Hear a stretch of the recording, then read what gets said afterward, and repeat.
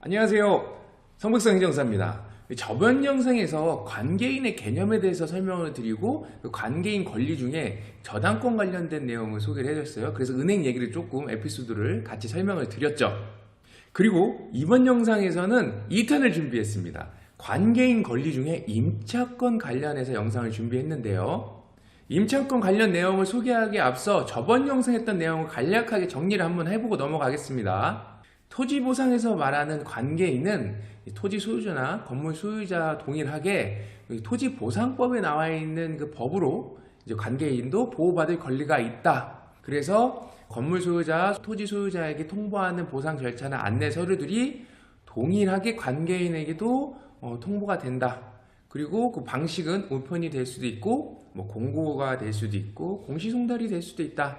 설명을 드렸고요. 그래서 이 저당권 때문에 은행과 관련된 에피소드를 몇 가지 설명을 드렸죠. 토지 소유자가 이 토지를 담보로 은행으로부터 대출을 받았어요. 그러면 은행에서도 이 토지의 근저당권을 설정을 하겠죠.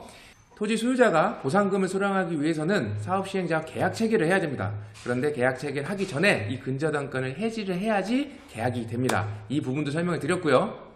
또 만약에 보상금이 법원에 공탁이 된다면 근저당 해지를 소유자가 따로 할 필요가 없다.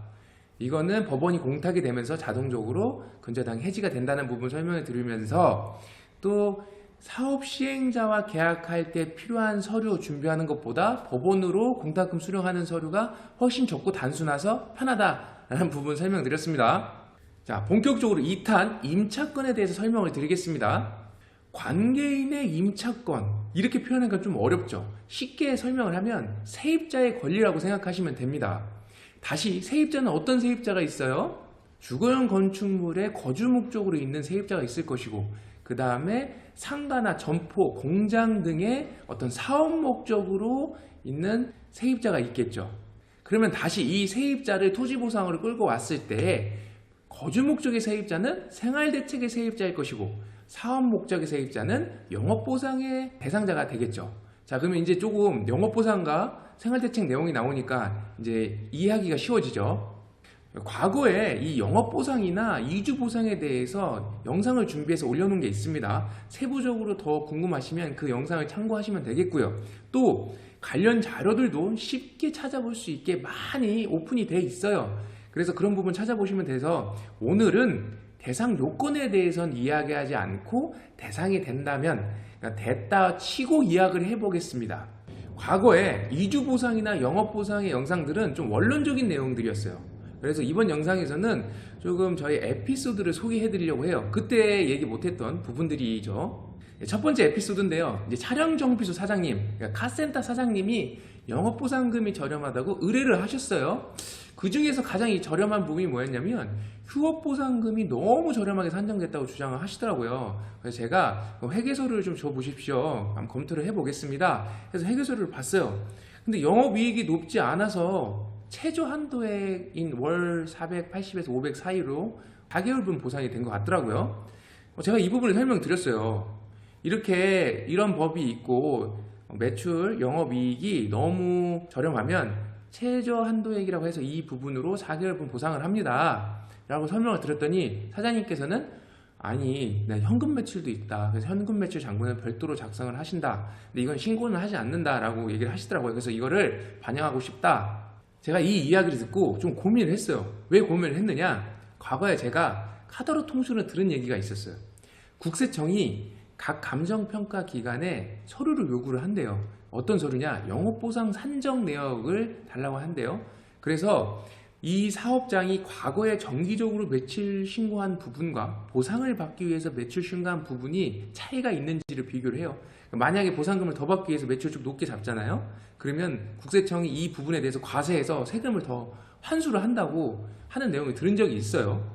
이게 카더러 통신이지만 한 명한테 들은 게 아니고요. 각각 다른 지역에 있는 사람들한테 비슷한 내용을 이렇게 들어서 제가 이제 알고 있던 내용이었거든요. 그래서 카세탄 사장님께 사장님 현금 매출 장부도 확실히 있고 이걸 입증 자료를 해서 영업이익을 좀 높여달라고 보상금을 더 받을 가능성은 있지만 이게 제가 과거에 들은 얘기가 이 영업보상 관련해서 국세청에서 자료를 비교해서 환수를 한다는 얘기가 있습니다. 그래서 배보다 배꼽이 더 클 수도 있습니다. 이 부분은 고려를 하셔야 됩니다라고 설명을 드렸습니다. 이런 일들을 세금 징수기관이 매번 하는 건 아닌 것 같고요. 아주 특별한 경우에 하는 것 같습니다. 과거에 이와 비슷한 일을 제가 직접 경험한 적이 있습니다. 산업단지 개발 보상구역이었어요. 보상금 징액을 요청한 의뢰인이 계셨습니다. 그래서 저희는 정상적으로 보상금 징액 사건 업무를 처리를 했습니다. 그래서 재결이 끝나고 소유자께서는 보상금을 다 수령을 하셨습니다. 그래서 그때 저희도 이 업무 처리에 대한 보수를 받았어요. 그래서 일이 이렇게 마무리되는 줄 알았는데 한 몇 개월이 지나고 의뢰인께서 연락이 왔습니다. 아니, 세무서에서 연락이 왔는데 보상금을 받고 현금을 사용한 내역을 소명하라고 연락이 왔다 라고 하면서 저희한테 그 보수를 지급했던 부분에 대해서 증명을 해야 된대요. 그래서 서류가 필요하다라고 말씀을 하셔서 그때 저희가 이제 돈을 받았으니까 현금 영수증을 발행을 해드렸을 거 아니에요. 그래서 그 현금 영수증을 찾아서 보내드렸어요. 그래서 그걸 가지고 소명을 하셨다고 해요. 그래서 이 부분 때문에 제가 좀 이것저것 알아봤습니다. 뭐 정확한 내용은 아니지만 이런 경우가 있다고 해요. 대규모 토지 보상이 이루어지는 사업구역에서는 현금이 보상금으로 지급이 되면 가끔 이 보상금을 받은 사람들이 현금으로 인출을 해요. 인출을 해서 형제들끼리 나누거나 문중원들끼리 나누거나 아니면 마을 사람들끼리 나눈 경우가 있다고 해요. 그러면 국세청 입장에서는 이게 이제 증여를 보고 증여는 세금을 물어야 되잖아요. 그래서 이렇게 샘플식으로 조사를 하는 경우가 있다고 하네요. 뭐 정확한 건 아니지만 참고적으로 알아두시면 될 것 같아요. 다시 영업보상 이야기로 돌아와 보겠습니다. 가끔 재개발이나 큰 사업구역에 가보면요, 영업보상을 처음부터 잘 받게 해주겠다고 이제 돈을 받고 서류 준비를 해주는 컨설팅 업체들이 있습니다. 그런데 저는 사실 이것이 큰 효과가 있는지 모르겠어요. 왜냐면요, 영업보상은 평가 규칙이 딱 공식화돼 있어요, 거의. 그래서 넣으면 딱 답이 나오는 게 수준인데, 이 제출하는 서류도 대부분이 관공서에서 발급받는 서류고요. 또 이전비 경적서 같은 경우는 해당 업종, 그 지역에서 장사하는 사장님이 더 잘 아세요, 주변 업체들을. 그래서 견적서도 잘 받아오세요. 그렇다 보니까 저는 이게 큰 효과가 있는지는 모르겠습니다. 그리고 임대해서 장사하시는 분들이 제일 걱정 많이 하는 것이 뭐냐면요, 난 아직 영업보상금을 받지도 않았고 영업보상금에 대한 불만이 있어서 불복 절차를 하려고 해요. 장사는 계속 하고 싶고. 그런데 건물주가 어떤 이유인지 모르겠지만 협의 단계에서 토지하고 지작물 보상금을 일찌감치 수령을 했어요. 그러면 소유권이 사업시행자한테 넘어가니까 사업시행자가 이제 나의 임대인이 되는 거잖아요. 그럼 임대인이 나가세요 라고 하면 나는 이제 어떡하냐 이거죠. 그런 걱정은 하실 필요 없습니다. 토지보상법 62조에 보면 사전보상 원칙이라고 있어요. 공사에 착수하기 전에 관계인에게 보상액 전액을 지급해야 한다라고 되어 있습니다.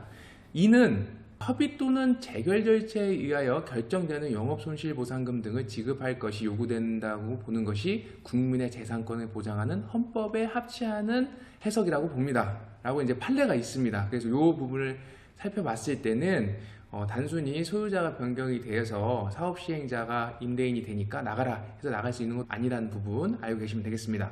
주거용 건축물의 세입자와 관련된 내용은 3탄에서 영상을 준비를 하겠습니다. 자, 2탄 영상은 여기까지고요. 시청해 주셔서 감사합니다.